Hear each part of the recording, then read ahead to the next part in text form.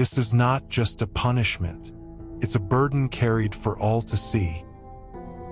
It's the Cangue, a wooden instrument that stripped people of their agency and dignity, bridging the physical and psychological in a system designed to punish and control.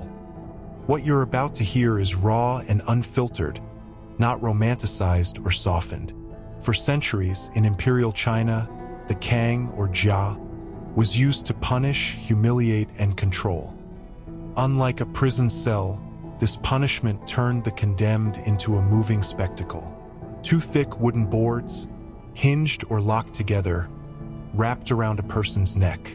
Once it closed, the arms could barely move. Sometimes the hands were pushed through small holes in the wood, but it offered little freedom. The person wearing it was exposed, burdened, and utterly dependent on the mercy of others. The weight of a Cangue was not uniform. Historical legal codes show that Cangues were made from seasoned wood and typically weighed between 15, 20, or 25 jin, which is roughly 9, 12, or 15 kilograms, depending on the crime. By later dynasties, some were far heavier.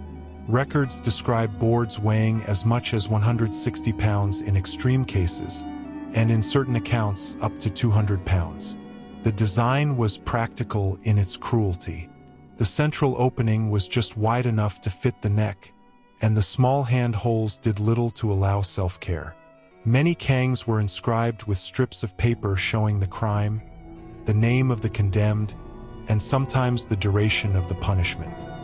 These papers were sealed with the magistrate's stamp, so opening the device without breaking the seal was impossible. The Cangue was not just a tool to immobilize someone. It was a weapon of social control. People were often paraded through marketplaces or placed in public corners of local government offices so everyone could see what they had done. The punishment was a form of social theater, making a visible stain on the person's identity. Over time, particularly by the Qing dynasty, Cangues became lighter and were more about humiliation than purely physical torture, but severe versions remained heavy, and wearers were sometimes forbidden to remove them for months. Carrying dozens of kilograms on your neck is more than exhausting. The board dug into the shoulders, and sleep was nearly impossible. Lying flat was painful, as the wood forced the body into awkward positions. Arms could barely lift to feed oneself, meaning the wearer was at the mercy of bystanders for survival. In some cases, people endured this burden for months, suffering exhaustion, open sores, infections, and in the worst cases, death. The Cangue did not exist in isolation. Historical records from the Qing dynasty describe the standing cage, or zhanlong. In these cages, a person's head protruded through the top and their feet rested on a platform at the bottom. Initially, the platform held their weight, but over time it could be removed, forcing the person to bear the full burden, increasing pressure on the neck to agonizing levels. These cages were often placed in public spaces, making punishment a grotesque public spectacle. Other cages existed as well. The sitting cage, or zwalong, allowed limited movement but prevented comfort and sleep. The cat cage, or maolong, was extremely small. Prisoners could not straighten their backs or stretch their bodies fully, and prolonged confinement could deform them. Withheld food often led to rapid death. Canguing was only one part of a wider system of punishment. Other instruments included the finger crushers, or zanji, designed to squeeze fingers in wooden or metal frames to force confessions. Ankle crushers, or jiaguan, would tighten around the ankles, producing excruciating pain. And in extreme cases, the infamous lingchi, or death by 1,000 cuts, was used, involving the gradual slicing of flesh until death occurred. These methods reveal a legal system that did not shy away from prolonged agony, using both physical and psychological suffering to control individuals. Historical anecdotes bring the Cangue system to life. One account tells of two brothers sentenced to wear cangues and placed face to face.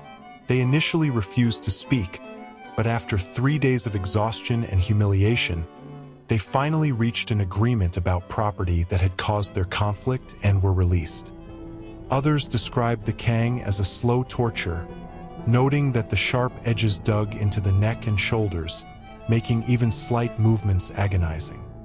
Some Cangues weighed between 60 and 200 pounds, while in other cases, officials would seal slips of paper with the magistrate's stamp over the hinges, displaying the wearer's crime and sentence for the public to see. The Cangue was about more than just punishment. It was a communication of power, a visible display of authority, and a warning to the community. The person wearing it had their crime, name, and sentence displayed publicly, reinforcing moral and social order. The psychological impact was as real as the physical one. People watched, whispered, judged, and learned. The Cangue teaches us about the weaponization of shame. Control does not always need to be hidden behind prison walls. Sometimes it is carried openly, visibly, and in full view. This system particularly affected common people, petty thieves, debtors, and those of lower social status.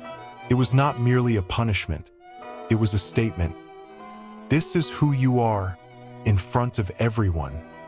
Today, corporal punishments like the Cangue are officially obsolete, but echoes remain in how public shaming and reputation control still operate in modern society. When we examine old photographs of men in wooden collars or read accounts of standing cages, we are forced to ask ourselves what justice really means. Is it the infliction of physical pain? Is it the power to humiliate? Or is it something deeper, fairness, accountability, and dignity? The Cangue stands as a chilling symbol from history. It shows us that punishment is rarely just about suffering. It is often about spectacle, power, and the human cost of humiliation. The lesson is stark: power uses shame. And when we ignore that, we forget an essential part of what justice should truly mean.